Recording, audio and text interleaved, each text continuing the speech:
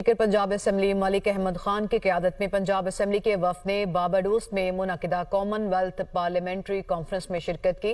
वफ़द में मेंबरान सूबाई असम्बली सारा अहमद, अली हैदर गिलानी, मलिक अहमद सईद और सेक्रेटरी पंजाब असम्बली आमिर हबीब शामिल थे। कॉन्फ्रेंस का इनेकाद कॉमन वेल्थ पार्लियामेंट्री एसोसिएशन की जानिब से कॉमन वेल्थ ग्लोबल पार्टनर्स के उन्वान से किया गया। कॉन्फ्रेंस में शरीक रुकन ममालिक के पार्लिमानी नुमाइंदगान ने जमहूरी हुक्मरानी, कानून साजी और आलमी अमूर पर सैर हासिल गुफ्तगू की। स्पीकर मलिक अहमद खान ने कहा कि इस बैनुल-अक़वामी कॉन्फ्रेंस का बुनियादी मकसद पार्लिमानी जमहूरियत को फ़रोग़ देना है, कानून साजी में ताउन को बढ़ाना और बेहतरीन पार्लिमानी तरीक़ाकार का तबादला है। कॉमनवेल्थ पार्लियामेंट्री कॉन्फ्रेंस कॉमनवेल्थ रुकन ममालिक के पार्लिमानी मेंबरान के माबैन ताल्लुकात के फ़रोग़ के लिए अहम प्लेटफॉर्म है।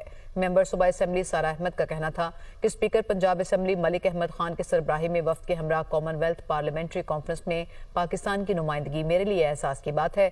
कॉन्फ्रेंस में वेमेन एम्पावरमेंट, माहौलियाती तब्दीली समेत दीगर अमूर को उजागर किया गया।